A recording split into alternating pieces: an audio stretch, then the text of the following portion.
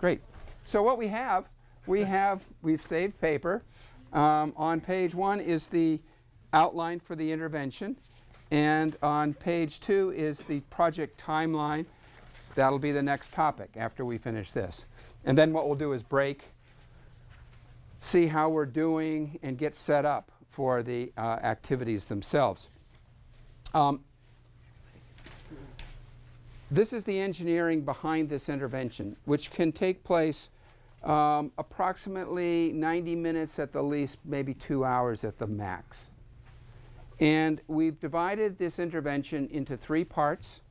We've pulled from a lot of social psychology. There's a lot that's gone into the design of these interventions. And you guys are going to be testing this design. What works, what doesn't work, and we hope that you can improve upon it. And we hope that you will be able, when you're doing these, your projects, that you get good feedback from the kids who are the recipients of this. And you'll know kind of immediately what works and what maybe doesn't work so well. So it's going to be an important journey of discovery for all of you. And this is what we want when this goes out to the various chapters, the Psi Beta chapters all over the country. We're going to ask each team to give us feedback so that we can be constantly improving the intervention tool. Does that make sense? Any questions on that? So we're doing real science. The students themselves are doing science. And it's another thing that's really, I think, captivating for young people, is to look at the social science behind human nature. And they can't get enough of it. I think, I don't know if you guys know, but I think now 30% of high school students take some course in psychology nationwide. Wow. In 1992, I think they started the AP psychology. There were 3,800, 3,900 young people across the country taking the AP. In the next couple of years, it's going to approach 250,000 taking the AP exam. So it's filling a really important need. I don't know how many others who don't take the exam are taking an AP course. So we're seeing that students really gravitate to this. So you as college students, high school students, middle school students are all part of this grand scientific experiment in the form of service. So it's a really nice marriage of service learning and psychology. Really exciting. So the essentially the anatomy, this is the anatomy of the intervention. I'm going to go through it very quickly. It's in 3 parts. Part 1 is all about what we call the hidden power of social situations and uncovering what is hidden in plain view. So the objective here is to introduce them, students, to the powerful controlling forces within situations. That's the objective of part 1. And we have 2 activities in part 1. The first is, what would you do? Asking students to, before they see a video, before they get into the content, we provide them with a scene, a scenario, and ask them what they would do. So to bring them in, make hypotheses. That's followed by an activity called Explore the Science of Situations. Starts with a video, and then we have questions, a discussion, and we tease out of the students some insights as they essentially unpack what they've seen in the video. That's part 1. Part 2, the focus is on learning how to change yourself and others. And the objective is to prepare students to know what they can do to overcome challenging situations. So the focus is on change. The focus is on their efficacy, if you will, their ability to turn a bad situation into something positive.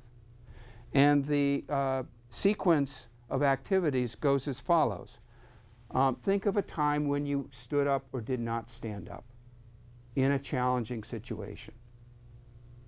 Now we have 6 lessons, and think of a time in a bystander situation, or think of a time in a conformity situation, or think of a time in a prejudice or discrimination situation. And that gets them invested. And we're personalizing this. Then we have an activity called Decide for Yourself, where the students begin to internalize this a bit more, and they come up with their own arguments. And then the next activity is develop effective change-making strategies. So we draw on research for ways in which you can leverage your courage, your skills, your passion to turn a bad situation into something positive. So now we're getting into the how-to, the more practical, the more hands-on, the more tactical actions that they can take. And we conclude the second component, the second part, with an exercise or an activity called Plan for the Next Challenge, where they actually not only visualize a goal, but the steps they need to take to get there. Very important. And social psychology, sort of the research, most recent research, is that if students can start to think through the steps towards a goal, they're more likely to actually pull it off. So that's part 2, which is a good 50% of the entire lesson or the entire intervention. And then the third part, which is critical but not very time-consuming, essentially involves 2 activities. The first is, what have you learned and what really grabs you? What gets you in the gut? And then finally, the 8th activity is teaching back. And some psychologists call this advocacy, but I think we all know that we don't learn something as well until we've taught it. And so we give kids a chance to at least rehearse, once they're centered, what they are going to teach others.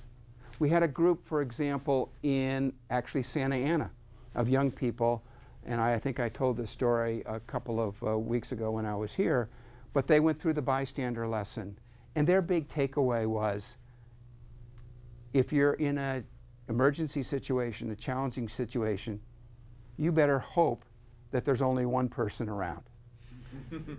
That was their takeaway from a concept called diffusion of responsibility, which states the more people on the scene, the less likely it is anyone, including yourself, will intervene. Somewhat counterintuitive, but makes a lot of sense. So that's what they took with them. And informally, they started teaching their parents and friends and others in the community, because they were so psyched about this. They, no pun intended, but they got really enthusiastic because they had just cracked the code of some social situations that they found to be very challenging.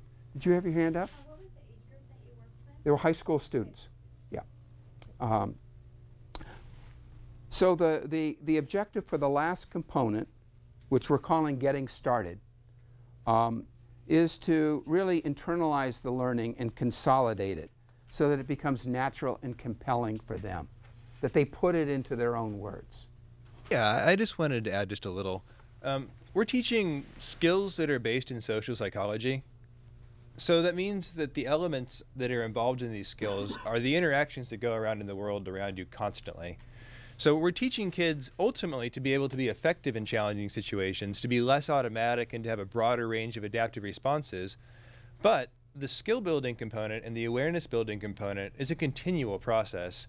I mean, once you show kids kind of the formal model of the bystander effect or of conformity, they quite naturally, it's not that they need to really think about it and internalize it, and then when this big challenging situation comes up, they have this brand new skill that's ready to go. It's by the time they go through the conformity lesson, they're like, wait a minute, I see this around me all the time.